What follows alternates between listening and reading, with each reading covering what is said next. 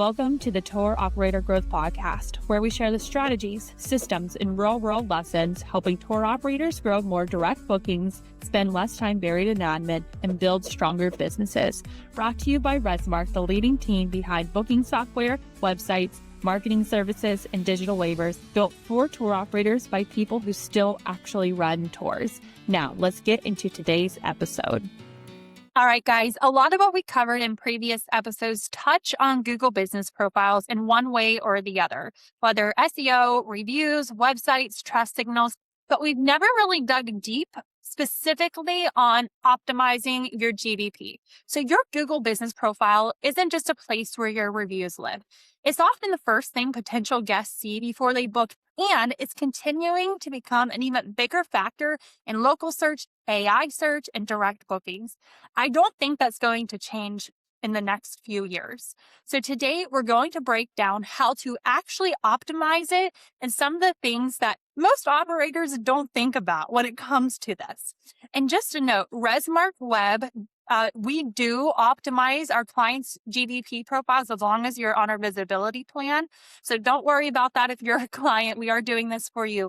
But if you're not a client of ours, take what we are talking about today, make sure that you tell your SEO team and make sure that they're doing these things, because some SEO teams don't do GBP along with their other things. Or if you don't have an SEO team, make sure that you're actually optimizing it yourself. So let's start here. Why does your Google business profile matter? Well, a few years ago, we thought Google business profile was specifically for local visibility. Think when you are looking for a hairdresser or a barber or a restaurant, you're typing into Google, barber near me, restaurant near me, that sort of thing. And the local results are going to show up in that map section on Google. But it goes so far beyond just local search. Most people are going to Google your company before booking. So maybe they heard of you through a referral on social media, through OTAs, through an ad, but they haven't booked yet. But now they want to go to Google and actually search your name. So your GBP basically becomes a credibility check in a lot of ways. And that's because if you're a buyer like me, I find your company on ChatGPT. I see you on social media. I see you in all these places. And I want to see your Google reviews because they are not influenced by you specifically in terms of you being the one that writes the review. So there's a little bit less of a biased opinion. So I'm able to see everybody's review, what they think of you. I'm able to see the pictures that they add themselves. So I love having that point of view when I'm looking for a company to go with.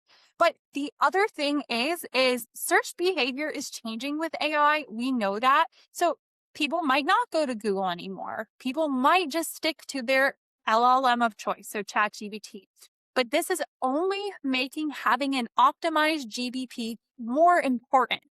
Yeah, it's interesting, Nikki. AI tools and AI-powered search rely heavily on the same signals as local SEO. So still super important, even if people aren't seeing certain things as much as they used to. Those same signals are being used to determine what's being shown in different places. Things like reviews, profile completeness, website authority, and brand consistency, they all matter. But before we talk about optimization, let's talk about the foundation. What do you need? What is essential in making sure that you get this right? So the first obvious thing is making sure that your name is accurate. You have the right address and you have the right phone number on your GBP That's posting or called listing. Yeah, and that's called your NAP. So name, address, phone number. A lot of SEO specialists will say your NAP consistency. Yep. And then next is choosing the right primary category. So this is just going to help you show up in the right searches, right? If you have the wrong category and someone has a certain search, you might not show up there because of the way you categorize your company. And then there's the opportunity to have secondary categories. These are important as well because shows Google that, hey, this is their primary, but there's other things that they do as well. So let's see if it's important to show them in these other search queries that relate to those categories. Filling out your services and products. So it's really easy for the user, but also Google to know what it is that you offer. Writing a strong business description. This is especially important with AI because that business description can be used to kind of be pulled into that AI overview to help bring you up higher in, the listings on AI and in Google as well. And then make sure you don't have duplicate listings. This is something we often see where maybe you created a listing and your agency that you were working at the time created a listing because they didn't have access to yours. Or maybe you created a listing and then you created another listing forgetting that that one existed, whatever it might be. Duplicate listings are more common than you would think, and it's important to not have those as well, and so consolidating those down. Not to confuse that with multiple Google business profiles. If you have multiple locations, that is totally fine as long as you are doing it and setting it up the right way. Yeah, that's a great clarification. So the key here is to give a clear picture to the user and of course to Google and the LLMs so that they clearly understand who you are, what you offer, and why they should rank you amongst other businesses, right? So what else is important to have, Nikki? Yeah, so I talked about people can upload photos in their reviews, but this is specifically what you can do on your Google business profile. You want to make sure that you are updating your photos and videos inside your profile with authentic photos and videos. So making sure that you're not utilizing stock photos, making sure that you're actually showing guides' faces, guest faces, just general photos of the trip itself, landmarks. It doesn't all have to be faces, but it has to be actual photos of your trip, making sure that you're not utilizing stock image for that. You also want to upload photos consistently. So maybe this is every month you're updating a few, or every 3 months you're updating a few. I know for us at Resmark, we update it once or twice a year, but that's because we don't get together too often. We're a remote team. So when we have conferences like the America Outdoors Conference or Arrival, we're making sure that we're taking photos, and we're actually, as soon as we get those photos, I upload them to our Google business profile. So update it as often as you can. It's a great place to show not only the user or the person looking at your Google business profile that you have updated photos, but that's a good signal to Google that you're updating it. The other thing, like I said, videos, making sure that you are uploading videos. You could upload short video clips to your Google business profile. And like I said, an active profile feels like an active business, not just from the user's point of view, but from Google's point of view. Greg, do you actually look through the photos on somebody's Google business profile? Yeah, so when I'm looking at like Google search, I don't, to be honest. I Okay. rarely ever click on them, but I use Google Maps probably more Yeah. when I'm searching for things like that than Google search. And on Google Maps, I do. I am always looking at different images depending on what business type I'm looking at for, but I tend to do it a lot more on Google Maps than Google search. But I will say seeing the number of reviews and your overall rating, I do notice that a lot more in Google search and on Google Maps as well, but I'm more likely to click in and read those. And so it's important to have your reviews listed as well and have authentic reviews. Don't be paying for reviews. Make sure you're responding to reviews as well.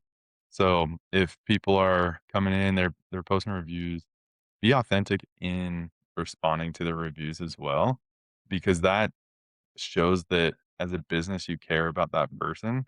And if you can make it relatable to whatever tour they went on, I think that's even better. Like whether that's having your actual guides be the ones responding to the reviews for the trips that they did, I don't know if that's super realistic, but it makes it that much more authentic of like, "Hey, Jenny, I love that you came on the trip. I had a great time. Hope you come back." And the Were you gonna one say thing something? with that is make sure that you don't have AI automatically responding to your reviews. I'm not saying you can't use AI to help you with those reviews. And I know we covered this in a previous episode, but if you skip that episode, make sure you listen to this. Don't just copy and paste what AI has given you and don't use an automated AI tool. A lot of CRMs out there will have it toggled on automatically. So sometimes when you hook up your Google business profile to your reputation management software, you have to make sure that AI responses is turned off. So just make sure that you don't have AI responses turned on. And I honestly don't recommend it in any situation that I can think of, at least. So just make sure you're spending some time to reply to those reviews. Yeah, one more thing I wanted to mention on reviews is a lot of people worry about their rating and, "Oh, I need to have a perfect rating," or, "I need to have a really high rating." And for me, personally, if I see a five-star rating on a company, I usually don't trust it because no company is perfect. I've never had an experience that I've had the most perfect, like, experience, right? I'm not one to go and leave a bad review because of something small, but there's definitely people that are gonna leave bad reviews. And so if your business doesn't have any, then it makes it a little suspicious to me that something else is going on. You're either paying for reviews or you're doing something to make sure that you're not getting the bad reviews. And so for me, when I'm searching things, I actually like seeing bad reviews and I like seeing your response to the bad reviews because that shows that one, it's happening. Like people are having experiences that they're not as happy with. You're addressing it and it just makes it real and authentic. And so I'm more likely to choose your business. Now, if your rating's like a 3.0, probably not a good thing. If that's showing there's probably a lot of not great reviews. I'm not talking about that. Like a 4.5, 4.9, whatever is way more realistic to me than a striving for a 5.0, to be honest. They've done a lot of studies on this, Greg, and the psychology is a 4.6 or higher. So there has actually been several studies along the lines of, and I can't quote them right now, but it was along the lines of there's no difference in the buyer's psychology whenever they are choosing a tour operator or comparing it. If they have the 500, 600 reviews and one's at a 4.7 and one's at a 5.0. So just remember that because I know as business owners, you can be really hard on yourselves when you get that 4.0 and your rating is not a 5-star, but take it from a customer's point of view or take it from a future buyer's point of view that doesn't need to be a 5.0. Greg and I would rather it not be a 5.0. Yeah, and I will say one last thing that came to mind is the recency of your reviews matter. If I see a 4.9 and a 4.9 business, and this business had reviews, business A had reviews a year ago was their latest, and business B had a review 21 minutes ago, I'm probably choosing business B because that shows that one, they're probably actively asking for reviews, but two, they're actively receiving them, which means they're probably doing a good job. Whereas I start to question why is this company not getting new reviews? Something is going on here. Awesome.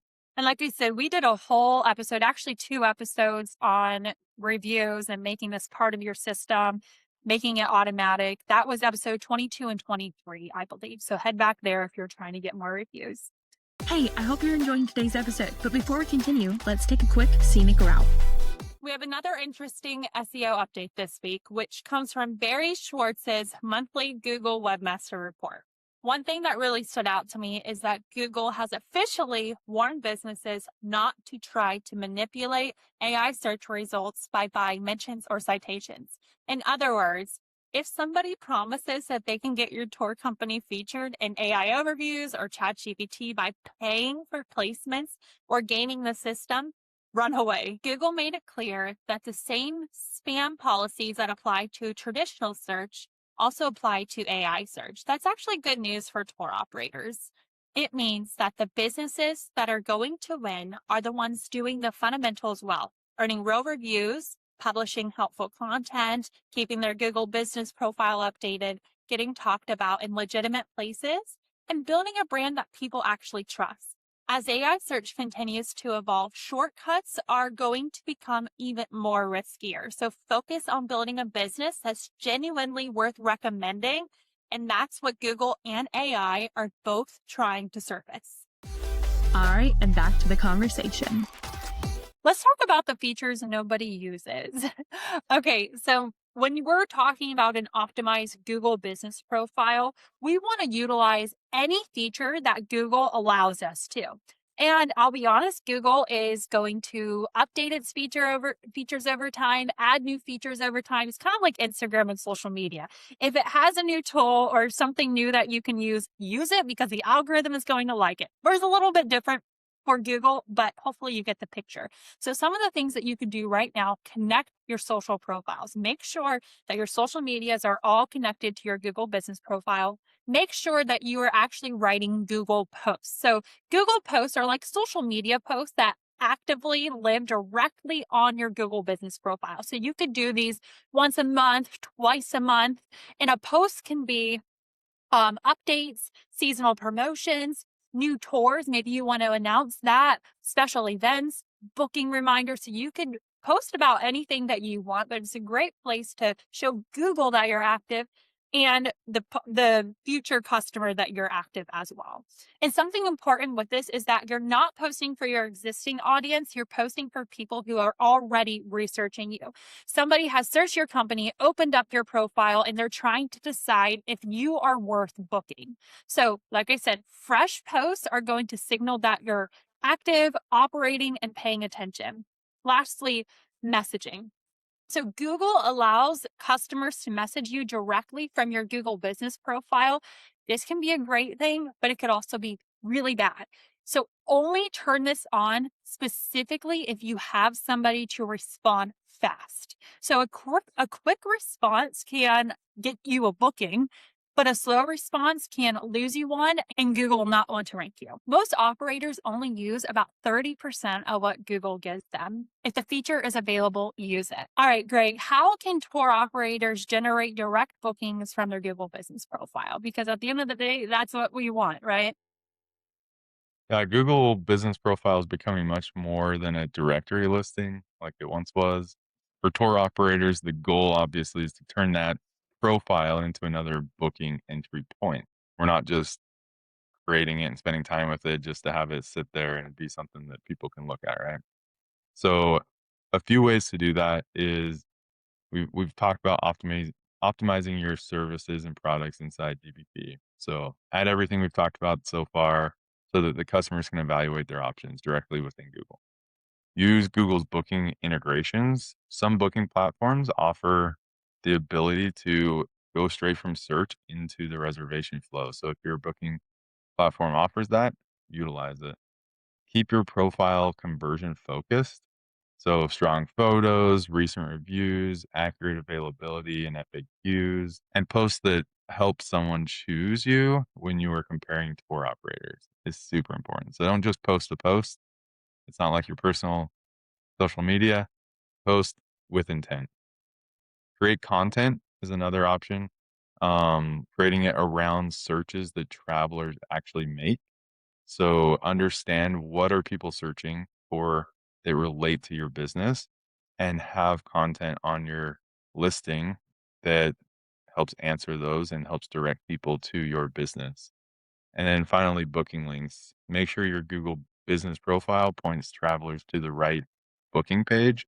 So if someone's searching for a specific tour, the link should go to that specific tour. It shouldn't just go to your homepage or your contact page. Make sure it's going to the right place. The biggest shift is that the customer journey is happening earlier in Google. Tour operators need to treat GBP less like a business card and more like a mini landing page that can drive bookings. And this is where your profile starts becoming more than a directory listing. So how do we measure success of all of this? Don't spend time optimizing your Google business profile and then never actually checking whether anything is improving. If you're not measuring it, you're just guessing. So start with Google Business Profile Insights. It gives you a simple dashboard showing your profile views, your calls, your website clicks, and direction requests. So don't just look at those numbers, look at the trends. Are more people finding you? Are more people taking action? Website clicks are especially important because they're often the bridge between discovery and booking. And if you want to get a little bit more advanced, you could use a dedicated UTM tracking link in your Google Business Profile website field. This lets you see in Google Analytics exactly how much traffic, bookings, and revenue are actually coming from your profile. If you ever click on somebody's Google Business Profile, if you click on the website button and open up their website, you might see a URL that has a bunch of parameters attached to it. That's that UTM that they're using. So if you don't have one, it's really easy to set up. Go ahead and do that. And yes, clicks are nice, but bookings are what we actually care about, right? If your profile generated 200 visits and 15 bookings last month, now you know that you're driving actual business through your Google Business Profile.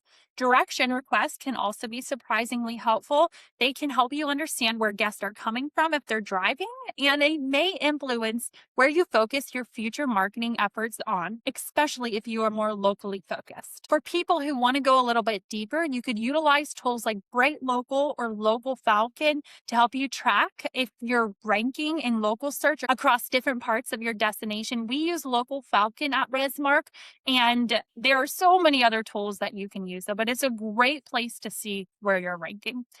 But don't get caught up in the vanity metrics. The goal isn't to get more views and clicks. The goal is more bookings, like I said. So check your numbers monthly and make sure your Google Business Profile is actually contributing to the bottom dollar. Let's do a quick audit. I want you to pause this episode, pull up your Google Business Profile. Let's look at some things together. Greg, do you have them? Yeah. So now that you've unpaused, hopefully, obviously you have, let's run through just some things that you can ask yourself looking at your Google Business Profile to help you optimize and really get it in the right place. So the first one is look at your hours. Are they accurate? Is your phone number correct? Is your website link working properly, going to the right location? Is your website link using UTM tracking code so you can properly track where that it's coming from your GBP? Is your primary category the best and most specific option available? Double check this because Google updates these occasionally, and there might be something that's a little bit more specific to what your business is than what it was 6 months ago, right? Check to see if you've added relevant secondary categories.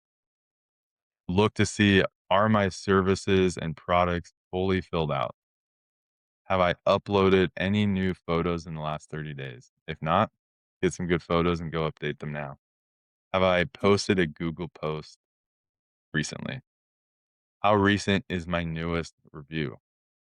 Have I replied to my last 5 reviews or any reviews recently? Are my social profiles connected? And lastly, does my profile look active or does it look abandoned? It's the same as like a social media. If you're active, people are more likely to engage than when you're not using it. I know I said this before, but I think it's something that unless you're in marketing, you don't always think about. This isn't just for your future buyers. This is for Google. So this signals to Google that you are active and you're utilizing its features. So it's a good thing to do these on Google's behalf too. Now do one more thing. Open up Google and search best tour type in your location. So an example is best zip line in St. Thomas. Don't search your business name. Search the phrase a traveler would actually search. Then ask, do I show up? Who outranks me? Do they have more reviews, better photos, more recent reviews, a more complete profile? I love doing this exercise because now you can compare who is showing up. Are you showing up? If you're not showing up, what do you have to do to beat out what the people who are showing up are doing? So if the people are showing up all have over 100 reviews and you have 12 reviews, well, guess what? You have to work for 100 reviews. If they all have a bunch of new photos and they're replying to all the reviews and they're having Google posts, you're going to have to do that too. You should be doing it anyways, but this should show you more about what you need to do. And finally, click your own booking link. This is important. If a traveler found you right now, could they get from your Google Business Profile to a completed booking without confusion or friction?